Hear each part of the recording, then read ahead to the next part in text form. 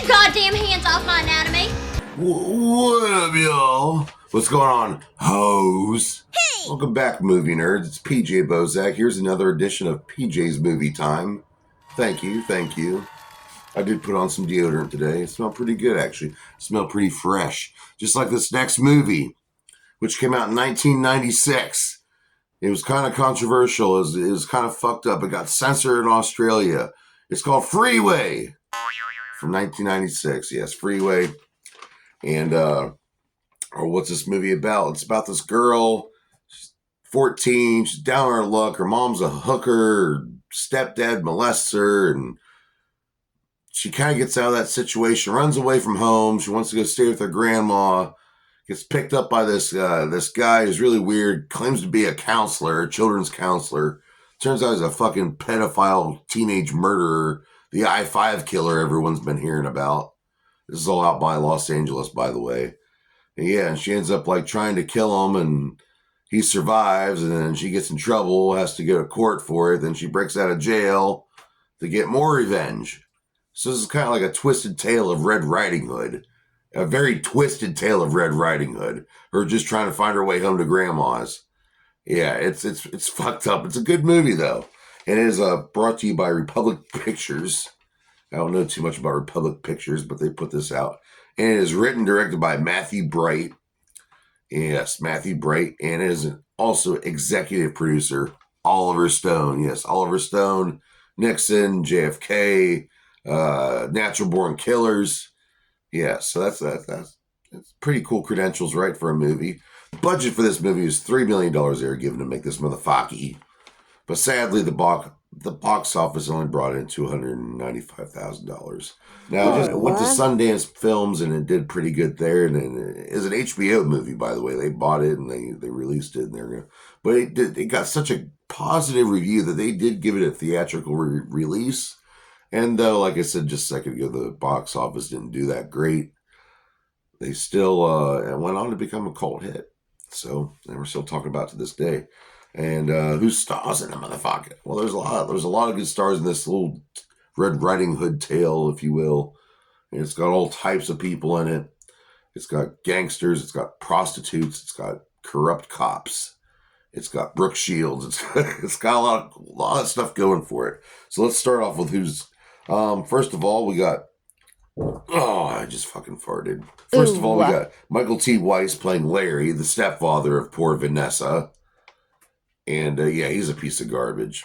Playing Vanessa's mother, Amanda Plummer playing Ramona Lutz, who's a prostitute. She's trying to stay out of trouble. She's on, methadone and all that shit. Pulp Fiction. She was great in Pulp Fiction. Honey Bunny. We got a couple detectives involved here. We have Dan Hedaya playing Detective Wallace. I love Dan Hedaya. He's a pretty good actor. Wolfgang Bodison playing Detective Mike, who's kind of a dick, honestly. But he kind of turns the leaf on later on. And Vanessa has a boyfriend in this movie, played by Bukimuddin. Yeah, Bukimuddin is in this. Very young, very young. His name is Chopper, and he's the boyfriend of Vanessa. But she has to leave him behind because she wants to start this new life with her grandma and get away from her fucked up mom and stepdad. Who can blame her, right? And then poor Vanessa does go to prison, girls' prison, for teenage girls or whatever. Brittany Murphy's in it, playing a girl named Rhonda, who's this lesbian who's very delusional. And made me miss Brittany Murphy, which, by the way, I reviewed Sin City last week, and Brittany Murphy was in that too, so rest in power, girl. Another cellmate that ends up becoming friends with Vanessa, played by Elena Ubach, playing the role of Mesquita, who's kind of a bitch. And the I-5 killer, the child counselor / pedophile / killer / he likes to torture girls, take videos of them, and he hasn't gotten caught. He doesn't think he'll ever get caught because of his status in society. Played by Kiefer fucking Sutherland. And his wife is played by Brooke Shields. And then starring in the movie, Reese Witherspoon playing Vanessa Lutz. And she does some really good one-liners, man. Like I said, she The I-5 killer thinks he can just take out this girl, but she fires back at him, has a gun on her, almost kills the guy. Wait till you see what happens to his face and stuff. Of course, she gets caught, and then they think, he's not the killer. She just did this out of malice, and then she escapes from jail, and then she's on her way to Grandma's house.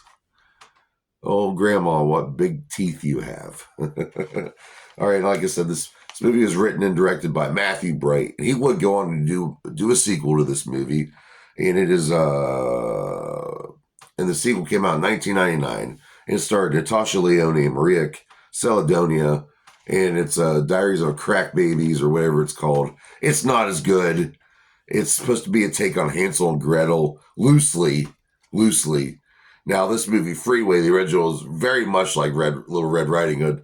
They tried to make part 2 more like Hansel and Gretel, and it's got like a little bit of that going on, but it's not nearly as good as the first one. But I still recommend it. It's still worth a watch. If you want to get hold of a really good 4K copy of this, there's a good 4K copy of this called by Vinegar Syndrome, and they've been putting out some really good 4Ks, restoring some film. Got that really original grainy texture from back then. So if you're really into that, check out Vinegar Syndrome. When this movie got released, a lot of this movie was censored in Australia. They didn't like some of this movie. What happens to the grandma? Some of that was censored out. Some of the dialogue between Reese Witherspoon and Keith Sutherland's character, some of that got cut out because it was really dirty and really awful stuff. It was given 2 thumbs up by Siskel and Ebert back in the day, and actually did get some pretty good critical reviews, but it just didn't do that great in the theater. Now, after a while, people would start buying it on VHS, and then it would release on DVD, and it became, I say this a lot on this channel, it became a cult hit.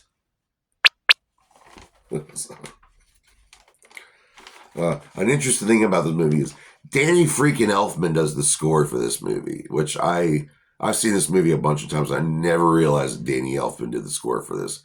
Go fucking figure, right? A lot of this movie was filmed around the LA area. The cinematographer was John Thomas, and it's got some really weird. There's some really like flashback scenes. It's not the best, but it's very gritty. It does look like it's taking place in a bad area around California. Some really cool stuff with the road. But all in all, it's a pretty decent movie. I really do. I feel like people should go out and see it. Kiefer Sutherland had this funny story that he wanted to work with Oliver Stone.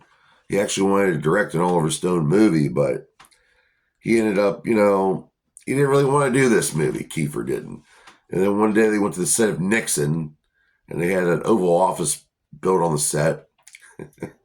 And he met up with Oliver Stone in the Oval Office setting, and he pretty much sat there in the chair pretending to be the president, telling him, "Hey, why don't you want to be in this movie called Freeway? It's good. Are you scared? Are you scared that you?" And Kiefer said, "No, I just don't want to do it." He gave off a few reasons why he didn't want to do it, but Oliver Stone kept like pulling that, "Well, you're just too scared to do it." Well, by the end of the conversation, Kiefer said, "All right, I'll play this crazy fucked up counselor named Bob, and I'll be in your fucking movie." Oh, geez. But this is a pretty good movie. I've come back to it quite a few times. I watch it like once every couple of years. So what do I rate this movie? I'm going to give this movie a good old solid 3 out of 5 dog dicks. That's a good rating. So join me here next week on PJ's Movie Time, where we will review another movie. But this time I'm going to give you some options again. We're going to do some comedies. There's some John C. Reilly and Will Ferrell kind of stuff in there, all right? Shave my taint. So see you here next week. Next Monday, brother.